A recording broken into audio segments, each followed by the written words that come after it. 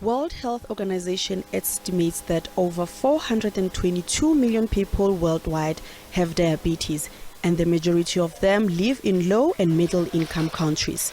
Unemployed young people living with diabetes who cannot afford medical costs are advised to use their small backyard spaces to plant vegetables that they can consume daily for a healthy diet. When you're on a tight budget, consider eating brown bread as opposed to amagwinya, because this is our staple food. Having vegetables during lunch as opposed to ikota, panichao, because this is how we socialized. So on a tight budget, you can have just a choice of 2 vegetables and your starch and protein. You covered for half a day. And then comes supper, same thing. When you add the 2 vegetables or 3 vegetables, well, I can say 3 or 4 because there'll be tomato and onion that provide for a gravy. The CEO of Healthy Living Alliance says nuts are actually a good, affordable snack that won't spike blood sugar levels for diabetes patients. We could look at frozen, like at dried fruits, could look at, peanuts, as some of the alternative in terms of healthy snacks in between when people want to keep their energy without raising their blood level. One of the people who were diagnosed with diabetes at a very young age, diabetes ambassador Pitso Mulemane, believes healthy eating does not mean buying expensive foodstuffs. Through healthy eating, and then when we say healthy eating, people think that you must go to expensive restaurants and buy expensive food and like. No, that's not the case. You can beat diabetes by eating food with high protein.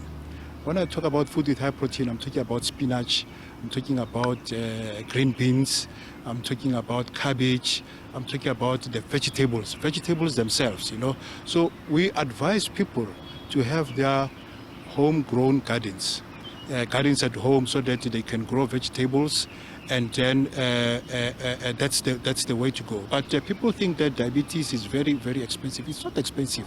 Dietitian Felicity Black encourages traditional and affordable foods such as samp and beans, fermented milk known as amasi, and animal organ mixes such as chicken livers and chicken feet, among others.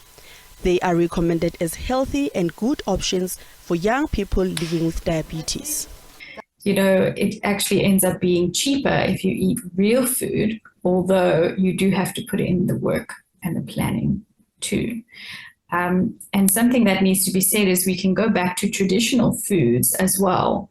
And these are actually healthy.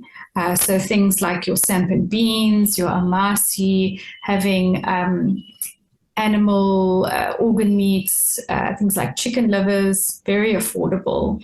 Diabetes specialist nurse Michael Brown also weighed in. And remember that the International Diabetes Federation theme for World Diabetes Day this year, happening on the 14th of November, is diabetes and wellness. And that means we're looking at diabetes way beyond just what is your blood glucose, what is your blood pressure, what are your blood fats, what is your waist circumference, and so on. We're now recognizing that the mental status, the mental health of the person with diabetes is critical in enabling them to manage their own condition properly. Living with diabetes is no longer a lifelong sentence. While it can be a daily challenge, especially for young people who are navigating life on a tight budget. As we are celebrating World Diabetes Day, today we explore practical, affordable and sustainable solutions to help young people from disadvantaged backgrounds to take control of their health. However, managing this condition doesn't have to be expensive because everyone deserves a chance to live a healthy life. For SABC News, I'm Xoliswa Makiki, Johannesburg.